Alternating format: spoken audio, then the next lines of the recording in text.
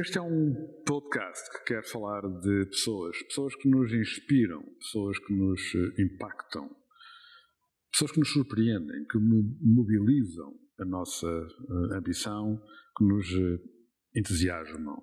Mas é também um podcast que quer falar de Coimbra, um sítio, aliás, onde nascem, onde crescem ou por onde passam pessoas assim, mas que, curiosamente, demasiadas vezes nos passam completamente ao lado. Coimbra precisa muito dessas pessoas. Precisa de as atrair, precisa de as manter por perto, precisa de as envolver mais e mais neste objetivo de construirmos o sítio onde vivemos, um sítio melhor.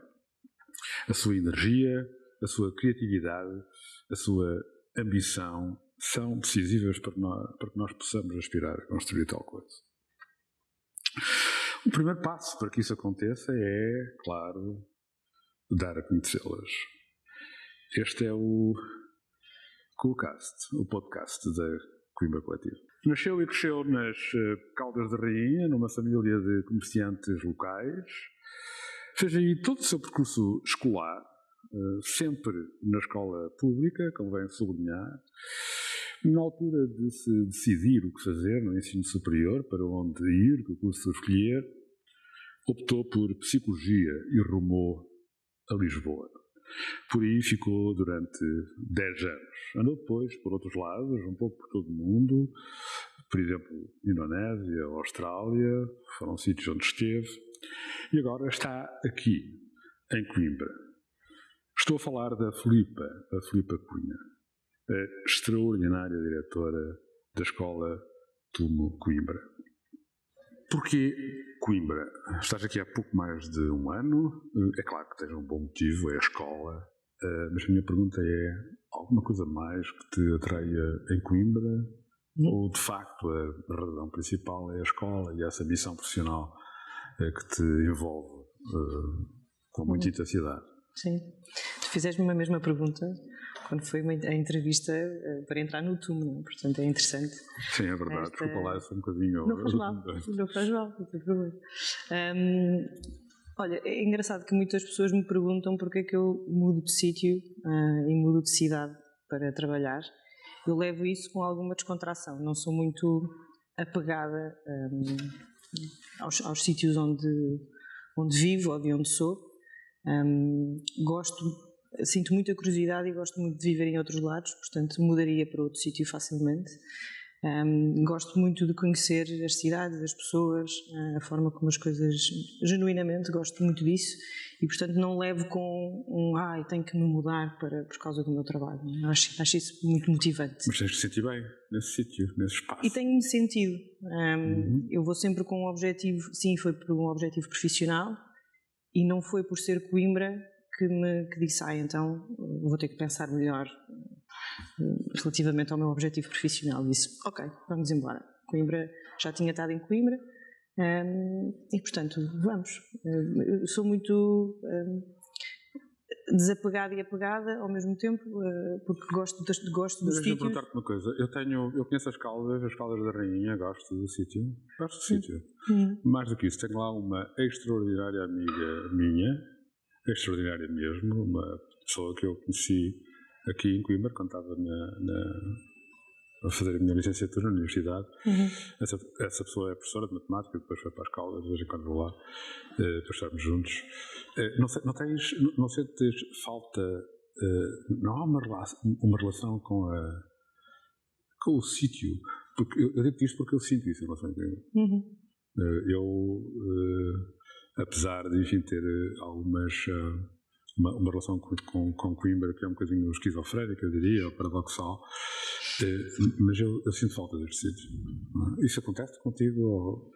Olha, não sei se é o síndrome das pessoas que nasceram em sítios mais pequenos, e Caldas, enfim, não é assim tão pequeno se calhar como outros sítios, e que nós obrigatoriamente temos que sair se queremos ou estudar ou ter um trabalho. Certo. Então há um desapego que se vai construindo. Certo. Sinto, e aquilo que me estás a dizer, já outras pessoas me disseram, por exemplo, relativamente a Lisboa ou ao Porto, ou até Aveiro, por exemplo, que eu não sinto. Ou seja, gosto muito de voltar, tenho muita nostalgia, gostava um dia, se calhar, de voltar e contribuir para a minha cidade, mas não sinto esse mesmo apego que me estás a dizer. Porque se calhar nós sabemos logo à partida que temos que sair eventualmente. Certo, isso é um bom ponto. Aliás, leva-me para outra questão que gostava que comentasses, não é? Portanto, de facto, tu sabias que, chegando à altura de escolher o que querias fazer no ensino superior, muito provavelmente terias que sair. Eu julgo que já há alguma oferta nas Caldas, mas provavelmente existe, não é. Porquê é que escolheste a psicologia? Olha, se calhar o que as pessoas não sabem é que eu era para seguir artes. Ok.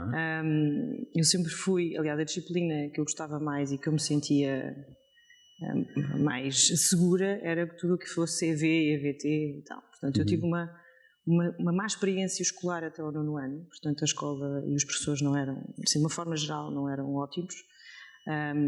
As minhas notas não eram fantásticas. Tinha uma autoestima péssima, uma confiança em mim própria péssima, devido também a muitos professores. Eu lembro-me, tenho assim flashes de professores de maus professores. Não, obviamente não tenho que depositar toda a culpa em cima deles, mas influenciaram, obviamente. E a única disciplina onde eu brilhava era nas artes e, portanto, aquilo fazia-me crescer, não é? Eu desenhava, pintava, depois, devido a outras atividades extracurriculares e a comunidade religiosa também, que tem, hoje eu não sou religiosa de todo, mas teve um papel muito importante, fazia teatro, fazia dança, era música e, portanto, eu tinha sempre as artes. Depois existe a Escola Superior de Arte e Design nas Caldas, em que muita gente encontra como opção, não é? Portanto, muitos dos meus amigos queriam também ir e, portanto, uma pessoa é meio influenciada pelo mundo artístico. Depois, o que é que me apercebi? Eu disse, bom, se eu quero efetivamente seguir isto, significa que eu nunca vou sair das Caldas. Não é? Porque eu passava da escola secundária para o ensino superior na mesma cidade e aquilo apertou-me o coração e pensei, não sei se é bem isto porque eu não sei se consigo voar. Não foi bem assim que eu pensei, mas foi algo deste género. E então surgiu a psicologia por influência de outras pessoas na comunidade religiosa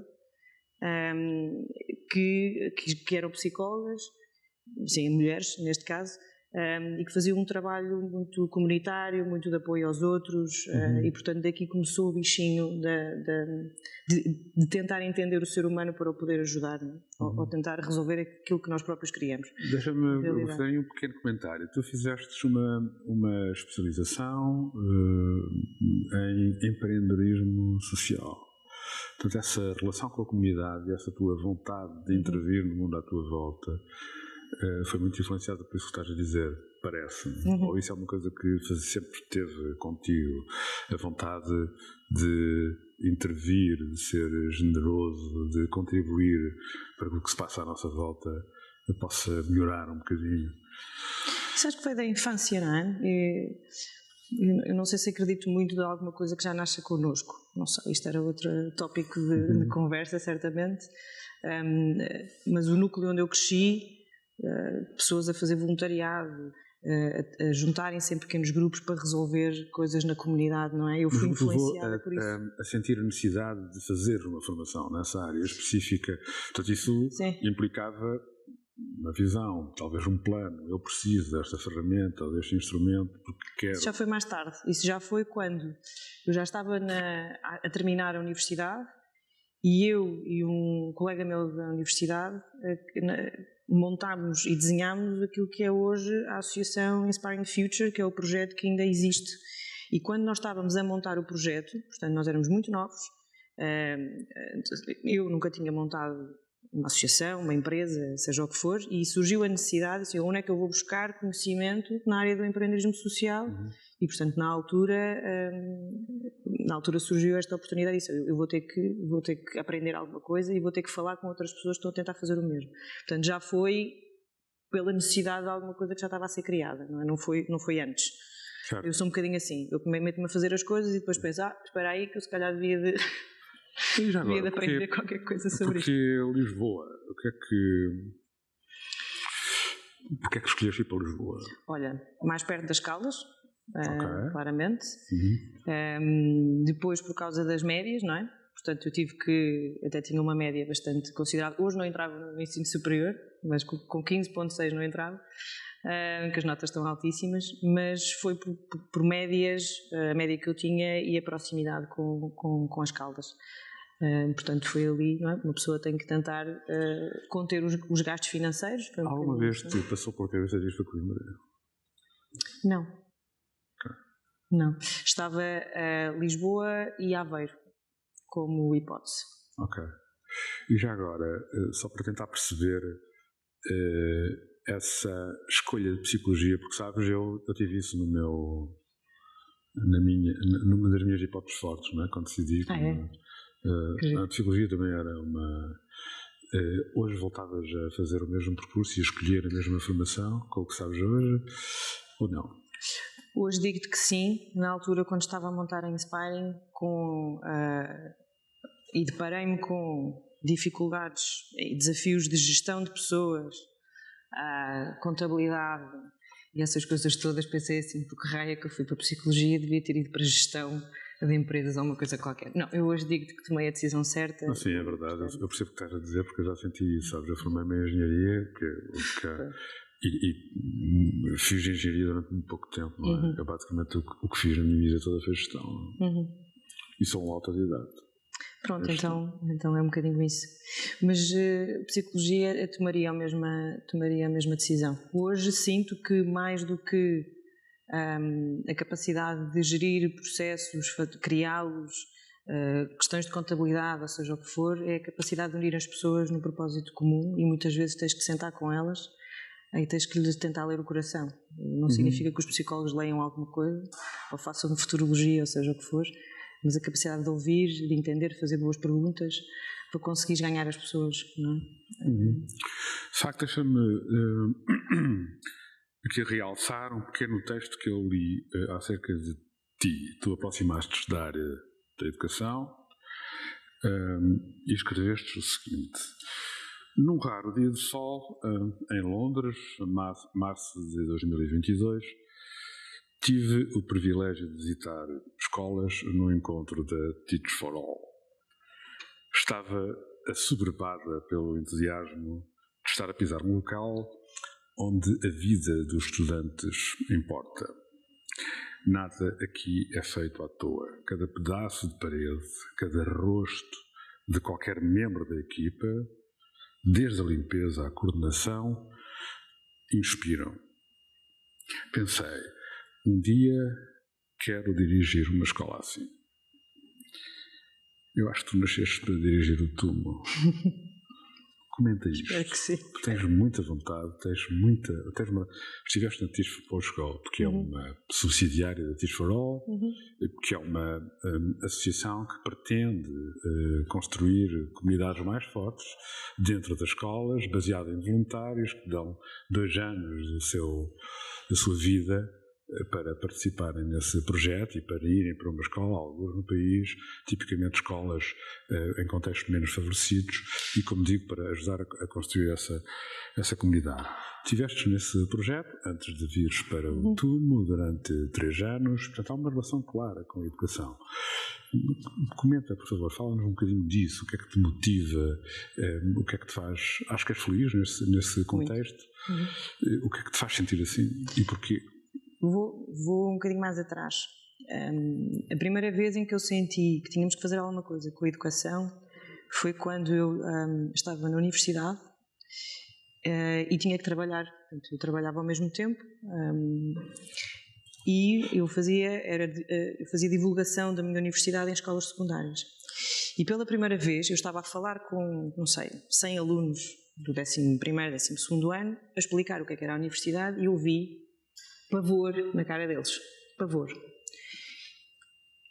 Eu percebi que não valia a pena eu estar a dizer que aquela universidade era espetacular, porque, como eu, tinha ouvido 3 ou 4 anos de mim, portanto, eles estavam em pânico, e aquilo que alguém lhes tinha que dizer era falar sobre o seu potencial, oportunidades de futuro, o que é que eles podiam fazer pelo seu país, como é que eles podem usar o seu talento, perguntar-lhes o que é que eles querem fazer da vida, e ninguém lhes tinha perguntado aquilo.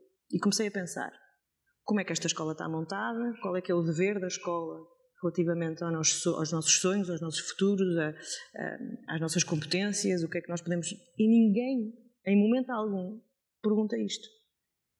A mim ninguém me perguntou isso.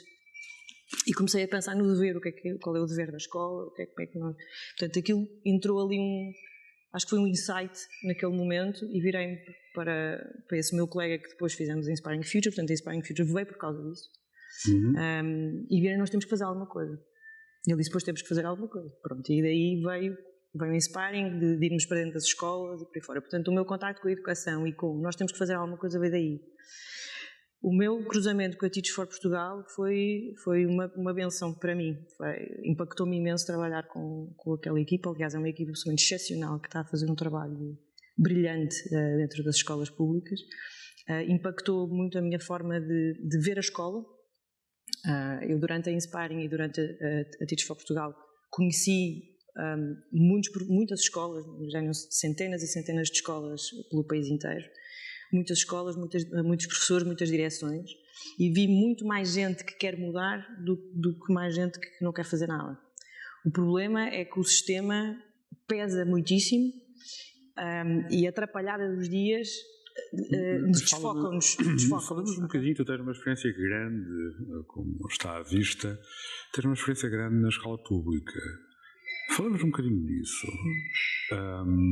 Como é que tu vês o ponto a que chegamos, que não me parece que seja brilhante, como é que tu vês o nosso modelo de escola, a escola pública, o que é que achas que nós devíamos fazer? Como é que nós podemos sair do contexto onde estamos agora, em que parece que temos que esperar mais da escola?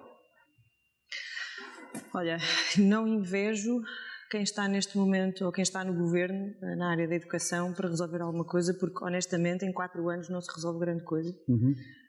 Achar que podemos resolver as coisas em poucos meses é uma fantasia. É um sistema pesadíssimo.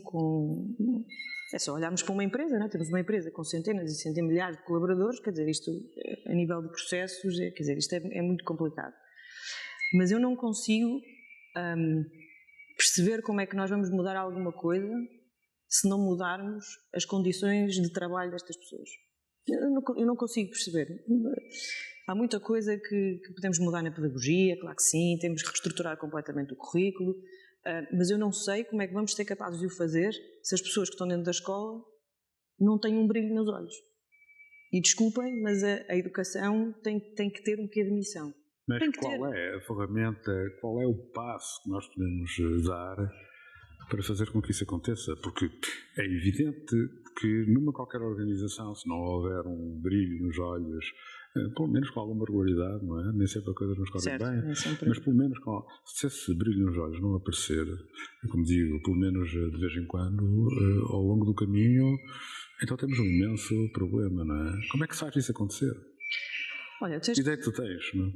Eu acho que é tocar-me exatamente nos pontos que têm andado na berra nesta semana, com alguns debates, que foi ontem, sobre educação. É o recrutamento dos professores, a seleção dos professores, a formação, não só dos professores, mas das direções, é a colocação destas pessoas, é a permanência destas pessoas nas escolas. Não é possível eu ter uma equipa escolar consistente se eu tenho metade dos professores que vão e vêm.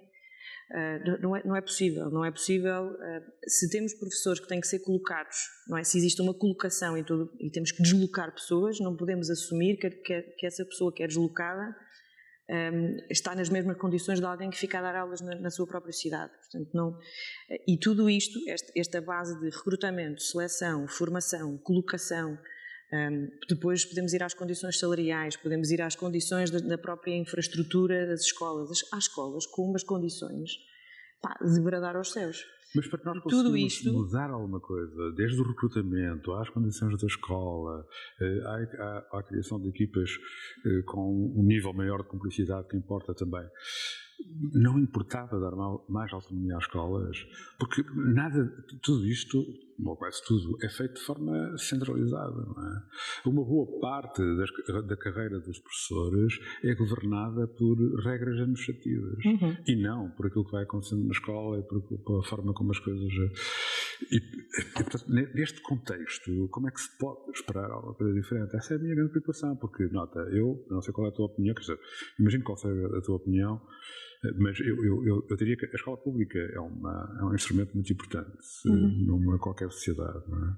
Então nós devíamos preservá-la, carinhá-la e fazer desse projeto um projeto muito relevante e prioritário na nossa sociedade. Mas este modelo está errado. Não pode funcionar. E aquilo que eu temo é que a escola pública, de facto, desapareça. Não pode. A escola pública é um dos pilares essenciais. Eu sou uma defensora da escola pública até ao fim. Eu sou filha da escola pública.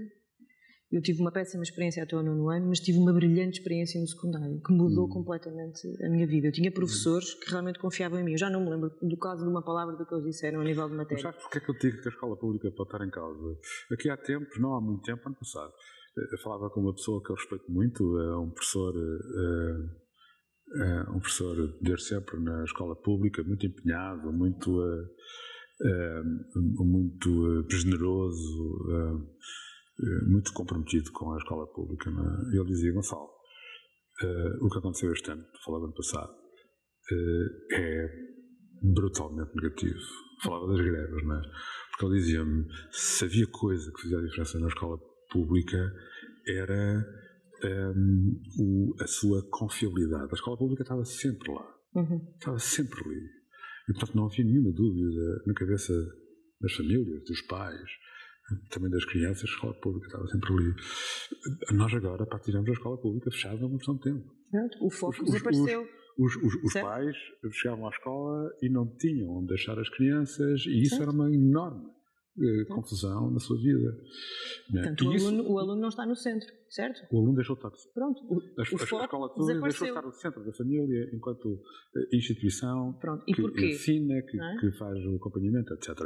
E do ponto de vista dele, isso fez-me pensar, isso era uma viragem radical e que poderia de facto pôr em causa todo o projeto e começar a fazer com que as coisas corressem muito mal.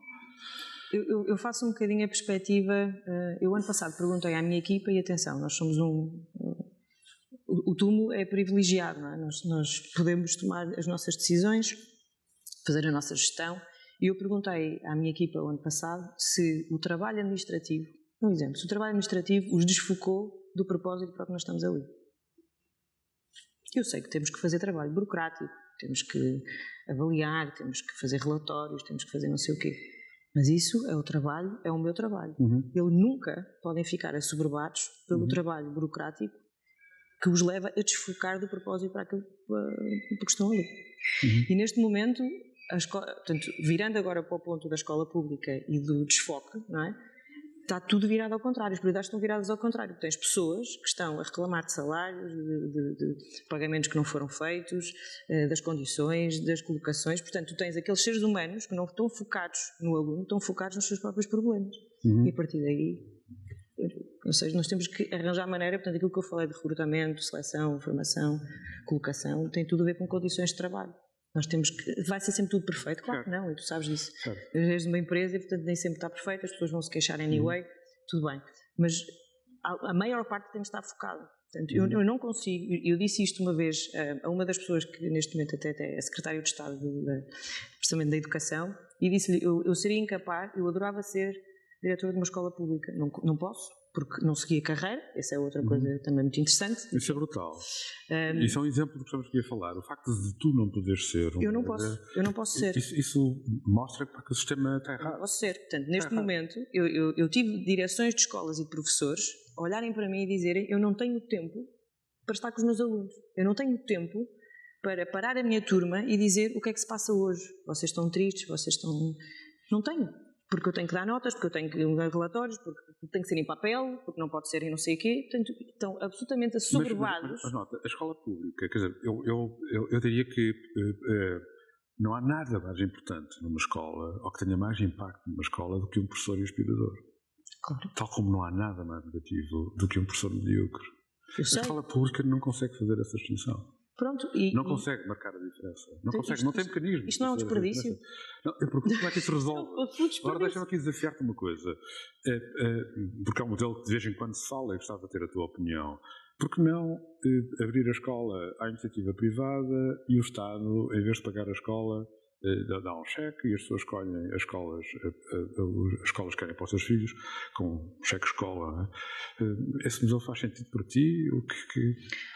Bem, podemos entrar aqui no... Aqui a questão é, porque eu acho que o grande problema da escola pública neste momento é a falta de autonomia das escolas. As escolas não têm autonomia. E, portanto, como é que nós resolvemos isto? O modelo está demasiado centralizado para que nós possamos alterar isso, não é? E acho que está na cabeça de toda a gente, acho que está o mérito de fazer essa mudança. De facto, um argumento é que se nós temos a escola pública e a iniciativa privada, por definição, isso fica resolvido. Cada escola tem a sua autonomia, não é? Se as pessoas tiverem liberdade de escolher a escola de acordo com o que interessa, ou com o que lhes interessa, então o problema estaria resolvido. O que é que achas sobre isso? Bom, eu sou um bocadinho liberal, mas na escola não gostaria de tocar. Há 3 coisas que eu acho que é o dever do Estado, que é a saúde, a educação e a segurança e a justiça. Né? Pronto, estão nas 2 ligadas. E tenho plena confiança, até com outros exemplos que nós podemos ter de outros países, de que o Estado, se estivesse focado naquilo que interessa, conseguiria perfeitamente resolver a situação. Agora, tens que pôr pessoas competentes. O meu problema aqui, agora vamos à política, não é? Nós temos as melhores pessoas e as mais competentes na política? Não sei. Tenho muitas dúvidas. Sim, agora podemos começar a andar para trás. Pronto, ok. Estamos a certo, assistir os nossos antepassados. Ok, muito bem. Mas, certo? Mas é o ponto, não é? Se nós dizemos que uma empresa não está bem gerida, então não está a atrair talento suficiente. É essa a lógica, não é? Eu estava a desafiar, não queres responder diretamente a essa pergunta, não é? Eu acho que há um argumento. Tenho alguma dificuldade em pôr a Há uma certa tendência, as escolas depois selecionam as suas pessoas, não é? Isso eu acho que devia haver.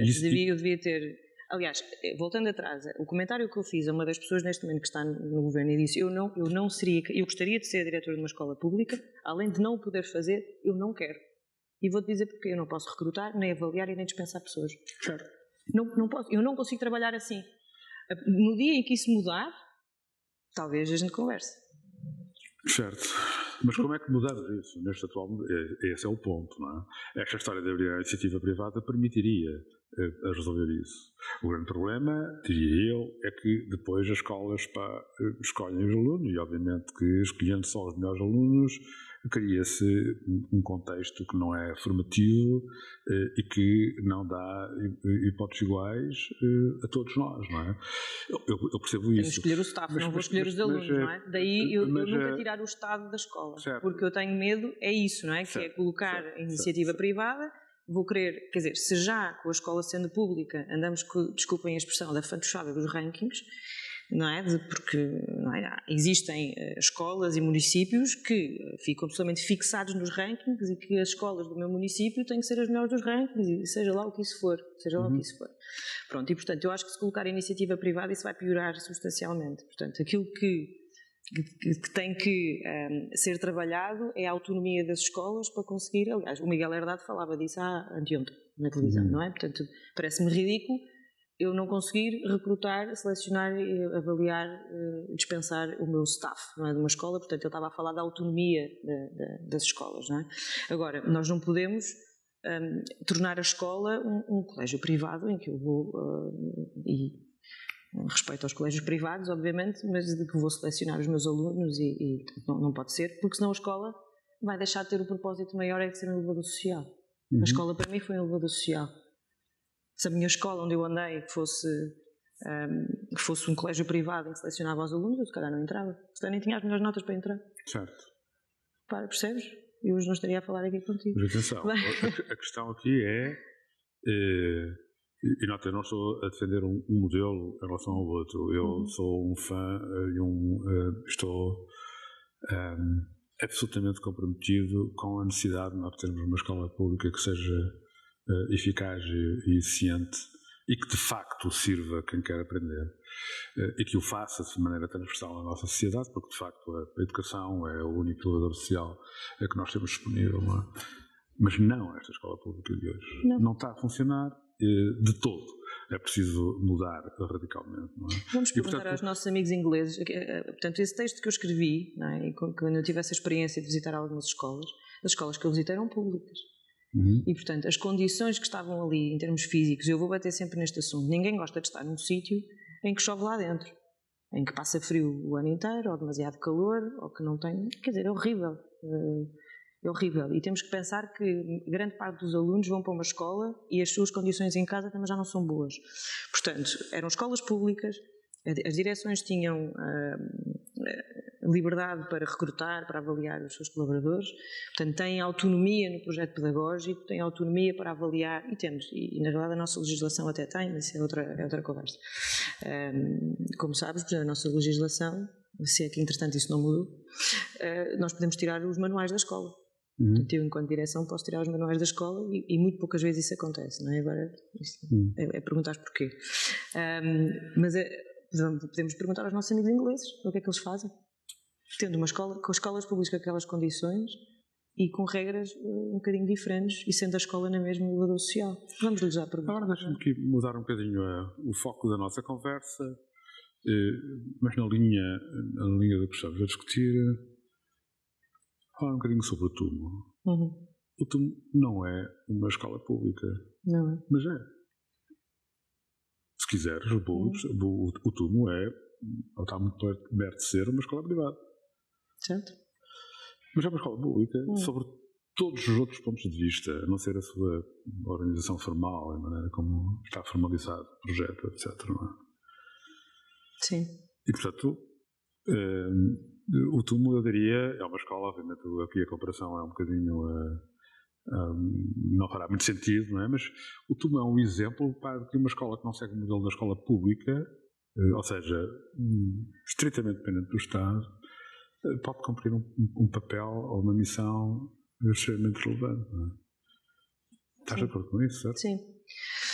Não é? Eu normalmente quando falo com professores e direções, que já agora o TUMO foi muito bem recebido de uma forma geral pelas escolas daqui, pelos professores, pelas direções, mas eu digo sempre que não posso comparar o TUMO a uma escola pública, seria extremamente injusto. No entanto, nós temos vários objetivos e um deles é influenciar, é dizer que é possível fazer de forma diferente, tanto a nível da estrutura pedagógica como é que eu monto um sistema para os alunos aprenderem, certo? Que é esse o objetivo da escola. A escola já não é, o professor já não é visto como era visto antigamente, que é o poço do conhecimento, não é? Neste momento não existem muitos entraves para ir buscar conhecimento, não é? A escola, os professores e quem trabalha numa escola são os facilitadores ou os mediadores de um conhecimento. Nós ajudamos, nós guiamos, não é? Nesse conhecimento. O TUMO faz igual. Tu perguntas assim, um aluno não pode aprender sobre música sozinho em casa? Pode. Pode aprender sobre programação sozinho em casa? Pode. O que nós oferecemos ali é um caminho. Nós vamos te ajudar a obter esse conhecimento e de uma forma social. Na realidade, a escola, como o TUMO, tem outro fator que é o fator social, o fator de comunidade. Por mais eu acho que isso é distintivo. Isso é super distintivo. O TUMO promove ou estrutura o autodidatismo, que hoje é cada vez mais importante, porque uma boa parte do processo é em autoestudo, não é?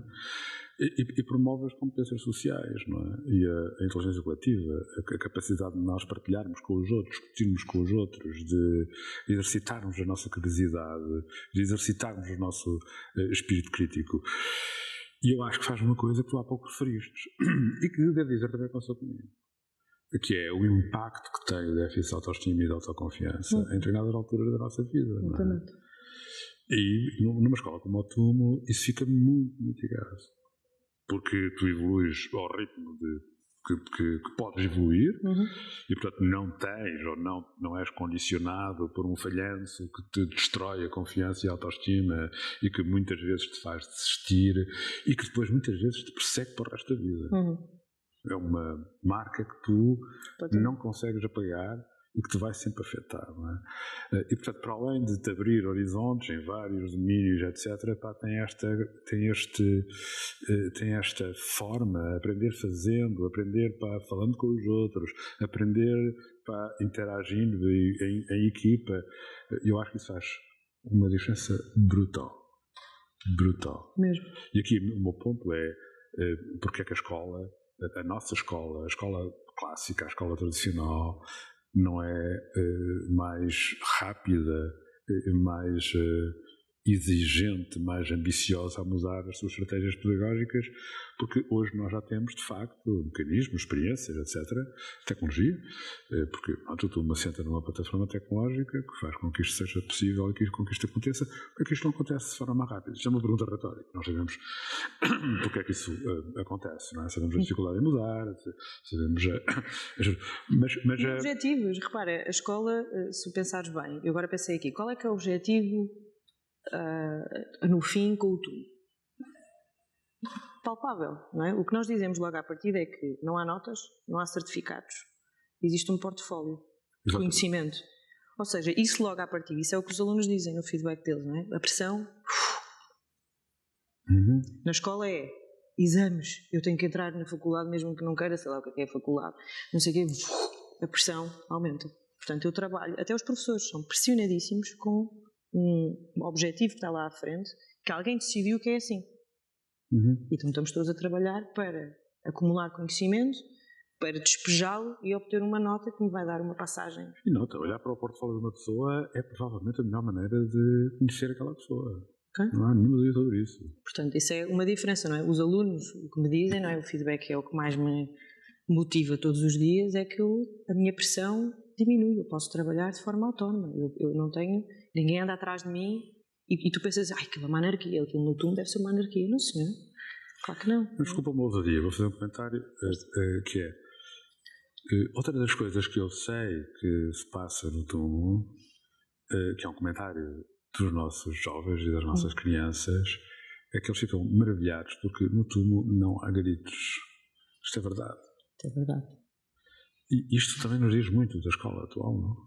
No TUM não há gritos e, portanto, não há um clima hostil, um clima agressivo, e, portanto, há um clima tranquilo, sereno, nós sentimos-nos bem. Olha, isso tocaste-me num ponto muito sensível, na realidade. Eu já vi que comentários e com a experiência tanto na Inspiring como na Teach for Portugal, de existir muitas vezes um clima hostil e tu dizes, porque são mais pessoas. Não, são pessoas absolutamente pressionadas, muito cansadas. Eu acho que uma professora é uma profissão de risco. Porque, convenhamos, acho que vamos ser sinceros, não é? Temos duas crianças em casa, uma criança em casa, duas crianças em casa. A probabilidade de sairmos tranquilos é muito baixa, não é? Portanto, as crianças têm muita energia, precisam da nossa atenção. Agora, imagina o que é estar das 8 da manhã até à 1 da tarde com centenas e centenas de crianças. E, portanto, eu vi muitas vezes o equilíbrio emocional explodir, e portanto gritos e ofensas, e portanto eu já vi, ouvi e soube de muita coisa que acontece dentro da escola e um statement que eu fiz é: isto não vai acontecer no TUM de maneira nenhuma. Nós neste momento estamos a dar formação à equipa para o próximo ano letivo e isto foi um dos tópicos da formação. Não é possível, não, eu tenho que trabalhar na minha equilíbrio emocional. Eu tenho que pedir ajuda se eu sentir que estou num ponto de ruptura, se eu sentir que estou com falta de paciência, porque é perfeitamente normal, eu tenho que pedir ajuda. Em momento algum eu posso gritar, ofender um aluno, dizer um disparate, não é? Portanto, isto é muito importante. E isso fez, Gonçalo, durante o ano, os alunos referirem isso. E eu penso, isto é um elogio ou é um problema grande que nós temos aqui? Fico muito contente que no TUM os alunos se sintam seguros, e não é só fisicamente, é emocionalmente, psicologicamente, mas isto significa que estão a fazer uma comparação com a sua realidade. Isto é dramático, não é? E gritar com alguém é uma violência brutal, e muitas vezes aqueles miúdos em casa é isso que encontram, e portanto, se no TUM não encontram, logo isso é super distintivo, não é? Isso para mim é absolutamente isso faz-se com equipas cúmplices, como há pouco discutimos, não é? Que é mais difícil ter nas escolas porque ou a falta de autonomia que tem, equipas cúmplices, e nisso que acabaste de dizer que eu acho que é chave, que é pedir ajuda. As equipas têm que saber que nós não conseguimos resolver tudo e às vezes desequilibramos-nos. E, portanto, é preciso sermos humildes o suficiente para perceber que isso acontece e temos de ser capazes de pedir ajuda. Quem nos rodeia. Quer dizer, eu preciso de ajuda, não estou bem, não... E portanto isso é bom saber que é um aspecto realçado e incluindo eu, estimulado. Não é? Se é sempre fácil gerir pessoas. Não, nós. claro que não. Se nos fazem perder a paciência, claro que sim. Mas eu levo isto com muito... eu sou muito chata e já disse isto à minha equipa, eu vou repetir isto N vezes. Mas aquilo que eu não posso admitir aqui dentro é um descontrolo emocional. Nós somos um exemplo. Reparem na responsabilidade que nós temos aqui. Temos 1000 miúdos, neste momento vão ser 1500, em que vão olhar para nós, como um exemplo. Portanto, se vamos falhar, claro que sim, não vamos ser sempre perfeitos, mas não posso admitir certo tipo de coisas, não é? Como os gritos que tu falaste, não é? Filipa, ainda sobre o Tumo. O Tumo não será, com certeza, uma escola perfeita. There is no such a thing, não é? Se tivesses uma varinha mágica, o que é que tu mudavas no Tumo? Olha, se calhar 2 coisas. Se calhar aumentava a nossa capacidade. Assim, mas vai acontecer agora, não é? Mas mais ainda, portanto, outras ideias que nós... Portanto, nós passámos dos 1000 para os 1500. Para os 1500, e, portanto, acho que temos a capacidade para mudar. Outra coisa, mas isso são, enfim, ossos se calhar do ofício de estarmos ligados a uma organização, não é? Portanto, o Tumo não é uma ideia original nossa, não é? Veio da Arménia e, portanto, e como tal, nós temos que seguir um certo tipo de programa, não é?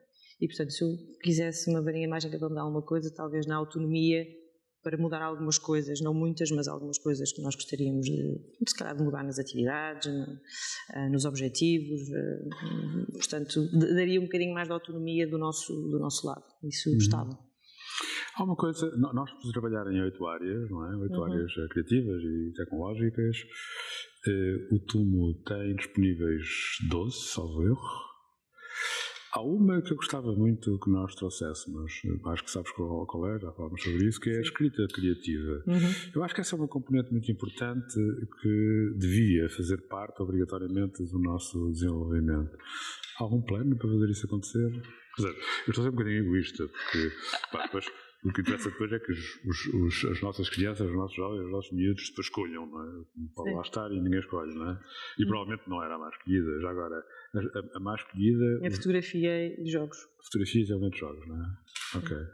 E as menos escolhidas, curiosamente, é robótica e programação. É verdade. Que era o que nós provavelmente esperaríamos que fosse... Porque as pessoas têm aquela ambição da profissão e do que é que vão fazer no futuro e aquilo são áreas que nos dão algumas garantias de que temos um bom futuro. Mas, curiosamente, dando a palavra aos miúdos, não é o que eles escolhem. Isso é engraçado. E muitas vezes pressionados pelas famílias. Portanto, tivemos que lidar ali com algumas situações muito delicadas em explicar aos encarregados de educação. Eles procurariam, enfim, influenciavam os miúdos. Completamente. Quase que os obrigavam. Mas obrigavam. Eu tive miúdos a chorar dentro do túmulo por causa disso. Uau! Ok? E que eram obrigados pelos encarregados de educação a fazê-lo. E que se não apresentassem um bom resultado, se eu não chegar eu tive o miúdo a dizer isto, se eu não chegar a casa e disser que tenho um workshop de programação para o mês que vem, eu vou ouvir. Ok? Isto. E, portanto, isto é levar para casa as coisas negativas que nós temos dos processos de aprendizagem, não é? Terrível, não é? Terrível. Pois. E, portanto, temos que proceder aqui a uma educação, portanto, do lado dos miúdos, não é? Mas como do lado dos encarregados de educação. E, portanto, nós aqui somos muito firmes, não é? Com os encarregados de educação. E é fácil chegar aos encarregados de educação? Sim, enfim, normalmente estes que fazem muita pressão são mais difíceis, nós não podemos entrar a pé juntos, não é? Como se costuma dizer, temos que tentar explicar qual é que é a metodologia. Não colocar o aluno em causa, nós não podemos dizer, olha, sabe, o seu filho chorou e tal, não, nós não podemos fazer isso, mas temos que chegar lá e a coisa acabou por resolver. Mas eu fico de coração nas mãos, eu não sei como é que depois a partir dali aquele aluno vai lidar com isso, não é? Em casa nós não controlamos isso. Mas voltando, mas a questão da programação e da robótica, o que é interessante é, haviam muitos miúdos, não é? Influenciados por eles próprios, enfim, ou pelos pais, começou a descer. Portanto, daí as menos escolhidas, mas quem fica com muita garra. Okay? Nós depois fizemos umas atividades em julho de programação e estavam ali super aficionados. Portanto, quem fica, depois fica a sério. O que não é mau, necessariamente, de todo. Voltando à escrita criativa, temos o mesmo desejo, não é?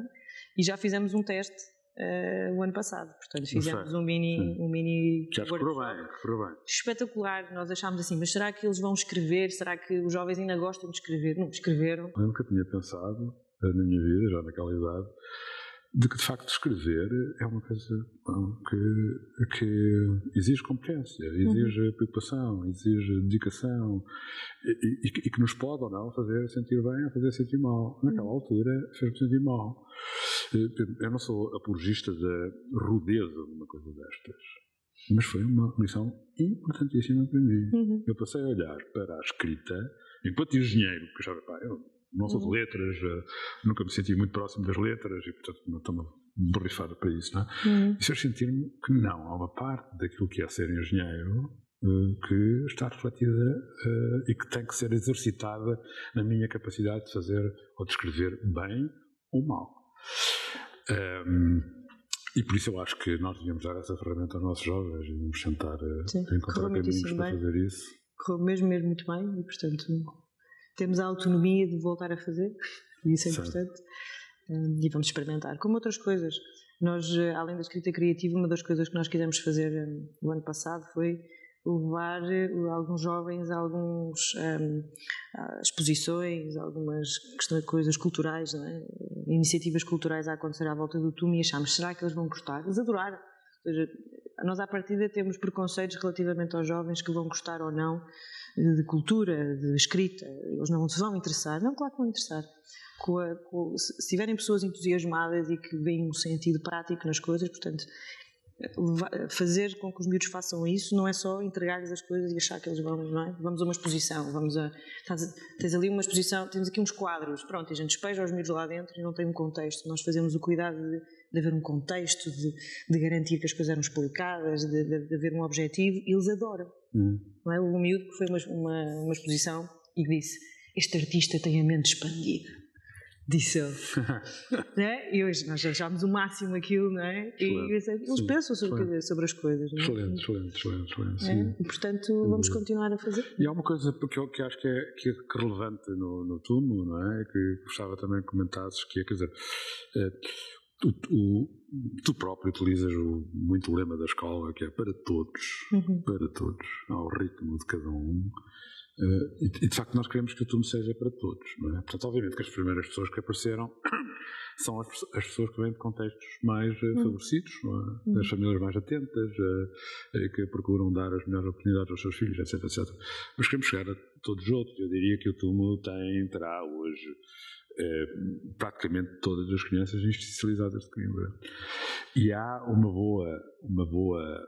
uns exemplos extraordinários. Já falava daquele como é que ele se chama? Dá-me o nome. Do Aruna. Que chegou ao túmulo sem falar nem português, nem inglês. E que era um migrante, ninguém sabe exatamente como é que ele atravessou a metade da África e veio aqui parar. Fala-nos desse exemplo, que eu acho que é um exemplo brutal de como se pode ter impacto. Completamente. O início, aliás, eu escrevi isso há pouco tempo, o primeiro ano do TUM parecia uma escape room, não é? As coisas apareciam, eu não sabia muito bem como lidar com elas. E o Aruna e outros depois vieram, portanto, com o estatuto de refugiado, não é? Apareceu-nos ali e, portanto, quando veio alguém do meu staff a dizer, eu não tenho como conversar com aquele aluno, assim, como assim? O que é que tu queres dizer com isso? Não é? E tivemos que encontrar rapidamente estratégias para que ele conseguisse se integrar. Portanto, tivemos que sair completamente do plano, não é?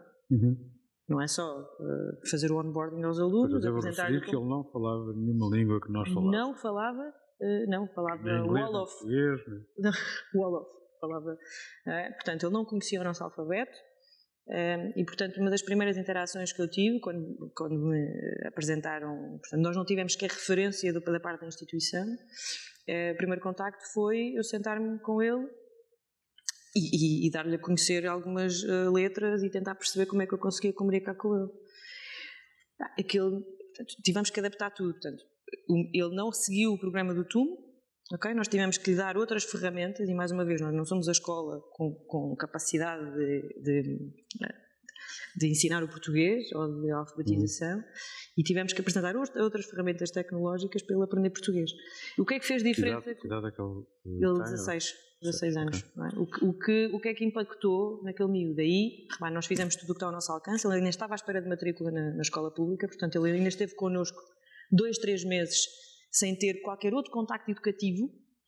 Okay? Portanto, o TUM era o único contacto educativo que ele tinha.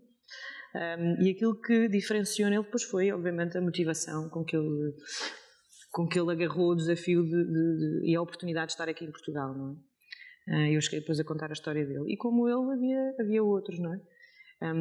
Voltando ao ponto que tu disseste, não é? É normal que as primeiras famílias são aquelas que têm contacto e informação mais facilmente.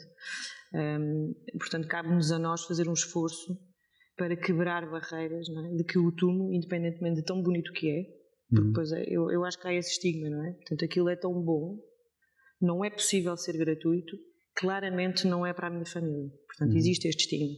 Sentes isso? Sinto, claro. Isso eu não sei, enfim. Sim, completamente. Ou seja, as pessoas acham que aquilo não pode ser para elas, não faz parte do mundo delas. Eu apercebi-me disso na Teach for Portugal, percebes? Ok. De que famílias, e portanto, quando nós dizemos que o estatuto socioeconómico de uma pessoa influencia as oportunidades que tem na vida, isto é verdade. Não só pela sua limitação financeira, ou das suas condições, mas daquilo que é colocado nas suas cabeças desde o início. Aquilo não é para ti. Eu olho para 2 restaurantes, aquele claramente é mais caro, aquele eu posso pagar, então eu nunca vou conseguir aquele. É muito semelhante isto. E, portanto, o TUMO não tem a imagem de um projeto social, e desculpem, mas expressão para coitadinhos. Não tem, não é? Porque normalmente são... Não tem nem pode ter, precisamente porque isso estás a dizer. Não? Ora bem. Nós temos que desmontar isso. Pronto. E dizer então, que há coisas que são transversais. E para chegar a essas pessoas, não é? Para dizer a essas famílias, não é? Que aquilo é para elas, tem que haver um esforço imenso que estivemos muito longe de o conseguir, Gonçalo, porque não tínhamos equipa suficiente para andar o ano inteiro, que era o que eu queria fazer. Eu vou-te contar uma coisa. Eu que há dias fui abordado na rua, uma pessoa que eu conheço, mas que encontrei num supermercado, uma pessoa muito conhecida, e portanto, enfim, com um estatuto, não é? E diz, a minha sobrinha, pá, agora vai para o TUM e tal. Olha, diz-me, quanto é que se paga? Eu fiquei espantado, mas não sabes que no TUM não se paga nada. Ou seja, mesmo para as pessoas que estão atentas e que têm informação, elas de facto têm dúvidas. Espera aí, eu não vou mesmo pagar nada, não, isto é mesmo à borla. De facto é uma... Isso não é normal, daí a tua comparação de que isto parece uma escola pública, não é? Porque na verdade é gratuito. Mas porque é para todos, não é? A questão da gratuidade é o que é. Porque a escola pública podia não ser, não é? Quer dizer, sim, é verdade. Mas de facto o objetivo é ser para todos. Não há nenhuma razão para quem queira estar numa escola destas não estar. E nós a nível portanto, os alunos entram por ordem de chegada, mas nós temos, isto é público, isto está no regulamento do estudante, e já informei muitas vezes os pais em sessões, de que nós temos a liberdade, tendo em conta critérios, não é? De vulnerabilidade, nós irmos buscar alunos ao fim da lista. E vamos. Portanto, que entram primeiro os alunos institucionalizados, alunos de uma lista de escola específica que nós temos, alunos com apoio social. Portanto, entram primeiro. Portanto, eu tenho que virar uma parte isto. Importante obviamente que o sucesso de um projeto como o TUM está também muito relacionado com a sua capacidade de se ligar com a escola tradicional, inclusive com a escola pública. Eu acho que nós temos a sorte de facto, temos sido muito bem acolhidos e muito bem recebidos pelas escolas que nos rodeiam, porque nós não conseguimos chegar aos alunos que não estão na linha da frente, digamos que nas condições socioeconómicas e no seu contexto, como digo, social e económico. Nós não temos a possibilidade de chegar a esses alunos se não for através da escola. Porque chegar lá, certo. Não é? E isso, de facto, eu julgo que foi tivemos sorte, não sei se sorte é a palavra certa, mas trabalhamos para isso, de chegar à escola, de sermos bem recebidos e estarmos a trabalhar em conjunto com elas. Enfim, pronto, o TUMO é um projeto complementar à escola, pronto, e, portanto é bom Sim. que nós possamos fazer isto de forma integrada e criar aqui um ecossistema diferente. E levar o TUMO às escolas, sabes? Não é só venham aqui conhecer, não é? Porque logo à partida cria uma barreira. Eu cheguei a fazer reuniões de encarregados de educação dentro das escolas. Portanto, eu vou lá e explico como é que as coisas isso continua assim? Porque é bom que seja assim. Sim, isso é muito bom. Isso é muito bom. Perfeitamente. Nós fizemos agora um ano. Vamos começar o segundo ano. Crescemos. Já agora, alguns indicadores sobre este primeiro ano. Julgo que 1.050 alunos que estiveram na escola. Agora vamos passar para 1.500 alunos. As inscrições estão abertas. Também está a sair agora o relatório de impacto. Está feito. Dá-nos alguns indicadores sobre a escola. Sim, olha, passaram 1.050 alunos por nós, que eram os objetivos que nós tínhamos desde o início. Os alunos tiveram, portanto, focando aqui nos métodos que nós entregamos, não é? Tiveram uma avaliação muito boa relativamente àquilo que nós chamamos de autoaprendizagem, portanto é um momento em que eles têm que trabalhar sozinhos. Tivemos um momento em que tivemos que os ajudar a trabalhar sozinhos, não é? Portanto os alunos têm uma baixa autonomia, de uma forma geral, portanto tivemos que os ajudar e isso, portanto, ao todo, todos os alunos fizeram cerca de quase 27.000 atividades de autoaprendizagem. 27 mil. Uau. Ok? Sim. Portanto, nós temos bastantes atividades de autoaprendizagem, portanto, mais de 100 atividades, e, portanto, ao todo, os alunos aproveitaram muito as atividades de autoaprendizagem, o que é um muito bom indicador, não é? Porque se não estivesse a correr bem, portanto, seria muito, muito menos. Portanto, aproveitou-se muito bem. Nós tivemos a decorrer, os workshops tiveram um excelente feedback. Os alunos no início sentiram muita pressão de que têm que completar um projeto em 4 semanas, mas depois perceberam o objetivo de conseguir ter algo para entregar ao fim das 4 semanas. Isso faz com que a realização deles e a autoestima deles suba, não é? Portanto, eu não estou 4 semanas a trabalhar para algo que depois eu não consigo ver. Portanto, isso foi muito bom. Portanto, fizemos 300 e tal workshops durante este ano. Foi ótimo.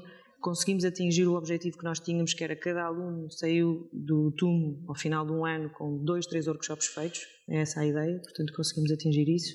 E conseguimos fazer uma coisa muito importante, que nós achámos que íamos fazer mais tarde, mas os alunos pediram mais cedo, que foi uma agenda de atividades extra que nós tínhamos, das tais experiências, das visitas, de trazer convidados de fora, portanto, da comunidade, de empresas, inclusive a Crítica, ele também esteve lá a fazer coisas com os alunos e conseguimos 3, 4 atividades por mês e às vezes mais, portanto, criadas pela nossa equipa.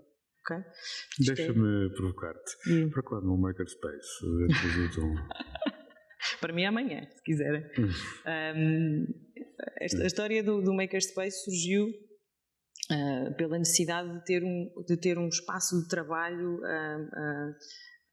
mais um espaço de trabalho autónomo para os alunos relativamente às áreas. Surgiu com a parte da robótica e depois eu disse assim, então não é só para a robótica, temos que fazer para as outras áreas, não é? Portanto, nós temos ali alunos que... Nós temos também o estúdio. O estudo de música é um bom exemplo, não é? O estudo de música é um excelente exemplo. Nós não ensinamos instrumentos lá, nós não ensinamos... As pessoas organizam-se em bandas, porque o saber organizam-se, vão para lá e tal. E há um fator super importante, que eu não sabia como é que isso iria acontecer, que é, portanto, vão só para lá os alunos que sabem tocar, ou seja, porque já andam no conservatório e tal. Mas o que aconteceu é que foram para lá alunos que já aprendiam em casa sozinhos ou não tinham instrumentos em casa. Está a ser cumprido o objetivo, certo? Portanto, nós estamos a proporcionar àqueles miúdos um sítio onde eles têm o que precisam para, se quiserem aprender sozinhos, conseguem o fazer.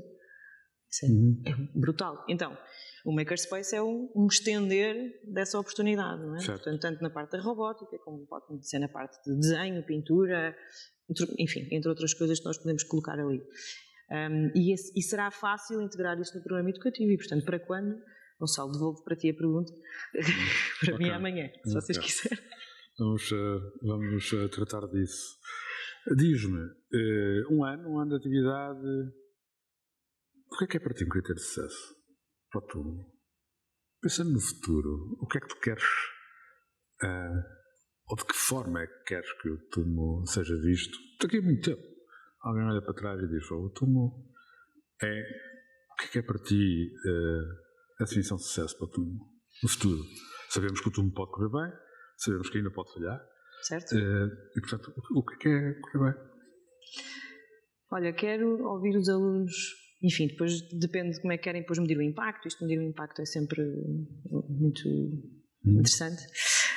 Mas quero que os alunos digam: o Tumo mudou a forma como eu me vejo e a forma como eu vejo as opções que eu tenho na vida. Quero muito que eles digam isto.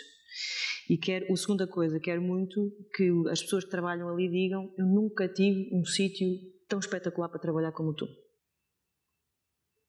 Percebes? São estas duas coisas. Percebes? Há uma coisa que é curiosa. Como é que isto se mede? A gente depois vê. Há uma coisa muito curiosa em Erevan é que uma boa parte dos coaches, dos learning coaches, são ex-alunos do Tumo, não é? Que é uma coisa que pode acontecer. E, portanto, alguém que sente necessidade de se envolver e de dar de volta um bocadinho daquilo que recebeu. Não é? Já tivemos alunos a dizer que queriam ser learning coaches. Sim. É verdade. Portanto, eu acho que esse círculo virtuoso é um bom exemplo de que uma comunidade cumpre-se com sentido de propósito, com ambição, pode construir. Não é? Nós já tivemos alunos a virar-se para os seus learning coaches, que são quem os conhece melhor, e dizer: tu és a referência da minha vida neste momento. Isto é uma coisa absolutamente extraordinária. Coisa brutal, sim. E dizer: eu também quero ser learning coach. Eu às vezes brinco, não é? Quando às vezes abordam-me no corredor: eu um dia quero ser learning coach. Eu estou à espera da tua candidatura. Filipe, eu ficava aqui a falar o resto do dia contigo, embora, não é? Mas pronto, o tempo, enfim, obriga-nos a sermos rigorosos, não é? Há aqui duas coisas que eu queria, para terminar, que eu te queria perguntar, que eu queria comentar. Qual é a coisa mais importante que tu achas que as pessoas devem saber acerca de ti? Olha, acho que é um bocadinho a minha atitude. Eu levo o meu trabalho como uma missão e ficarei enquanto me sentir útil. Não tenho por norma apegar-me a cargos ou a responsabilidades se eu sentir que já não tenho a visão nem os objetivos que o próprio projeto quer de mim. Portanto, eu não sou o Tumo. O Tumo tem que subsistir sem mim, sem dúvida nenhuma. E, portanto, ficarei enquanto me sentir útil. O que me estás a dizer é que sabes sair de cena. Tenho que saber sair de cena. Não consigo viver comigo próprio e sentir que não estou a ser... Sabes que isso é uma extraordinária virtude. Tens consciência disso? Não sei. Mas é genuinamente o que sinto. Ok, muito bem. Para terminar, gostava que, numa palavra só, escolhesses uma palavra para definir Coimbra. Uma palavra. Persistência. Ok, já agora, porquê? Olha, quando eu disse que vinha para Coimbra, as pessoas que eu encontrava por aí, que são de Coimbra, diziam-me: cuidado, olha que lá, olha que feitio daquelas pessoas, porque não sei o quê. É sério? É verdade. Uma imagem, portanto... De si próprio, não é? Eram pessoas de Coimbra. Sim, não eram uma pessoas... imagem negativa. Uma imagem negativa. E eu achei aquilo uma piada e eu pensei: não pode ser assim. Para já, porque nós normalmente dizemos sempre mal, a galinha do vizinho é sempre melhor caminho, não é? Depois vim para Coimbra e não senti nada disso. Ok, sempre fui bem tratado. Obviamente que há pessoas com mau feitio, mas também há pessoas com mau feitio em Lisboa, no Porto, em Braga, em Viseu. Bem, ok? Portanto, não senti... Aliás, lá há mais. Em Lisboa são 1 milhão, aqui somos... Pois, com certeza. Pronto. E, portanto, sempre fui muito bem tratada. Aquilo que me apercebo é que as pessoas de Coimbra têm uma pior imagem de si do que as pessoas de fora. Pronto. reconheço algumas necessidades de quem é daqui de querer quebrar alguma tradição e algumas coisas, não é? Mas considero as pessoas com quem me tenho cruzado persistentes nos seus objetivos de querer trazer modernidade, de querer trazer mudança, de querer fazer as coisas melhores, de querer quebrar aqui algumas tradições, estatuto, por aí fora, o que é muito saudável. Que vai demorar algum tempo, claro que sim, que vai demorar algum tempo, umas coisas mais, outras menos, mas considero pessoas com muita persistência, talvez seja da minha bolha, agora podes-me dizer assim, mas considero pessoas muito persistentes. Pode ser? Muito bem, muito bem. Esta foi uma conversa com a Filipa Cunha, uma apaixonada pela educação, como puderam ver, e a diretora executiva da Escola Tumo Coimbra. Foi mais um episódio do Coolcast. Espero que tenham gostado. Muito obrigado por estarem desse lado.